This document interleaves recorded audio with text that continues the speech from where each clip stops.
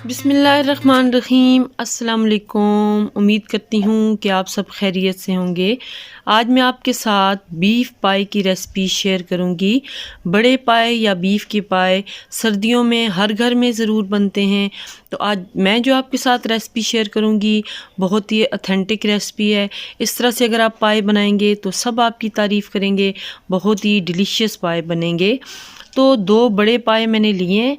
बड़े जानवर के ये पाए थे, उन्हें अच्छी तरह से साफ़ करवा के उनकी कटिंग वगैरह करवा ली है। मैं ये पाए प्रेशर कुकर में बनाऊंगी तो ज़्यादा टाइम भी नहीं लगेगा और बहुत ज़बरदस्त से ये हमारे पाए रेडी होंगे। तो यहाँ पे पाए मैंने धो के अच्छी तरह से रख लिए हैं। इनको मैं अभी डाल रही हूँ प्रेशर कुकर में और इसके साथ ही हम इसमें डाल देंगे पानी। इतना पानी डालेंगे कि जो पाए हैं वो उसके अंदर अच्छी तरह से डूब जाएं और थोड़ा सा पानी इसके ऊपर भी होना चाहिए। और उसके बाद हम इसमें ऐड करेंगे चंद मिसालों को हम डायरेक्टली ऐड नहीं करेंगे बल्कि हम इसकी एक पोटली बना के ऐड करेंगे ताकि एंड पे मिसाले हम अच्छी तरह से ये खड़े मिसाले अलग कर सकें इसमें से। तो यहाँ पे मैंने ज़ीरा ऐड किया है, यहाँ पे सूखा धनिया ऐड किया है थोड़ा सा, और लौंग ऐड किए हैं, 3 बड़ी इलायची ऐड की हैं, और इसके बाद चंद टुकड़े दालचीनी के हैं। यहाँ पे काली मिर्च थोड़ी सी मैंने ले ली है, तकरीबन 1 टेबल स्पून है, और इसके साथ ही जिंजर और गार्लिक है, ये भी थोड़े से हम मैंने लिए हैं। और इन्हें इस तरह से पोटली में हम बांध देंगे, अच्छी तरह से पोटली को बंद कर लेंगे और ये पोटली जो है इसके अंदर हम डाल देंगे। एंड पे हम इसे निकाल लेंगे और इस तरह से बाज़ लोग इसके ये जो खड़े मिसाले होते हैं उन्हें इतना पसंद नहीं करते तो वो इजीली रिमूव हो जाते हैं। तो यहाँ पे पोटली हमारी रेडी हो चुकी है, इसे हम कुकर के अंदर ऐड कर रहे हैं। इसके साथ ही इसमें हम जो मिसाले डालेंगे उसमें हम डालेंगे एक हल्दी से ये होता है कि बर्तन इतना ज़्यादा ख़राब नहीं होता और साथ ही इनकी जो कुकिंग होती है वो ज़्यादा फास्ट हो जाती है, जल्दी गल जाएंगे हमारे ये पाए। और इसके साथ ही 1 चम्मच इसमें मैंने नमक डाल दिया है। अब हम कुकर को बंद कर देंगे और इसको जो है ना हम पकने देंगे, तकरीबन 1.5 घंटा हम इसको पकाएंगे।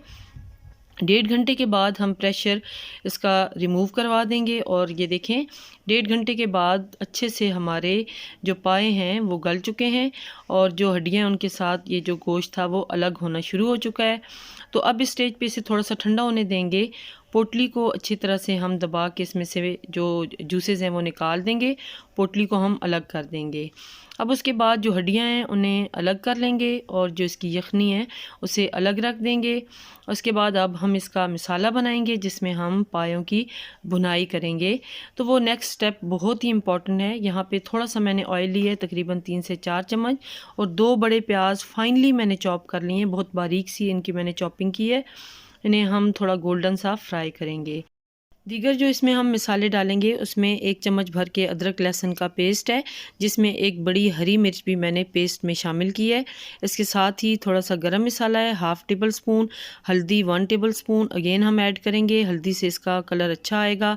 1 चम्मच भर के रेड चिलीज़ हैं, चिली पाउडर है, और इसके साथ ही धनिया पाउडर 1 चम्मच है, और 1 चम्मच में यहाँ पे नमक ऐड कर रही हूँ, और 1 टेबल स्पून नमक मैंने ऑलरेडी ऐड किया हुआ है। प्याज हमारे हल्के गोल्डन से फ्राई हो चुके हैं। तो अब हम इसमें अदरक लहसुन का पेस्ट डालेंगे, जिसमें मैंने एक हरी मिर्च भी पेस्ट के दौरान शामिल की थी। तो हल्का सा इन्हें फ्राई करेंगे। जब इसकी खुशबू आने लगेगी तो हम दीगर तमाम स्पाइसेस इसमें ऐड कर देंगे, और साथ ही हम इसमें थोड़ा थोड़ा यहाँ पे यखनी ऐड करते जाएंगे ताकि मिसाले हमारे जले नहीं। तो यहाँ पे देखें अच्छी सी बुनाई इसकी करनी है। जितना अच्छा हम मिसाला तैयार करेंगे उतना ज़्यादा अच्छा हमारा ये पायों का सालन बनेगा। तो यहाँ पे तकरीबन 2 बड़े टमाटर मैंने लिए थे, उनका भी मैंने बहुत ही अच्छा सा पेस्ट बनाया है और वो इसमें मैंने ऐड कर दिया है।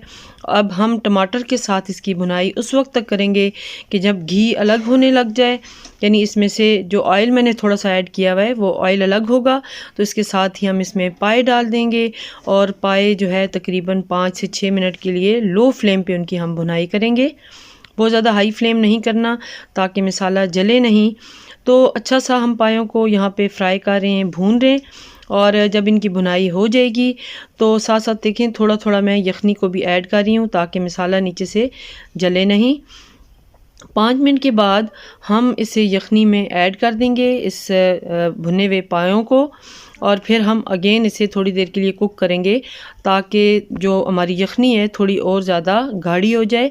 अभी थोड़ा इसका सालन देखें पतला है, तो लो फ्लेम पे हम इसकी मज़ीद जो है कुकिंग करेंगे।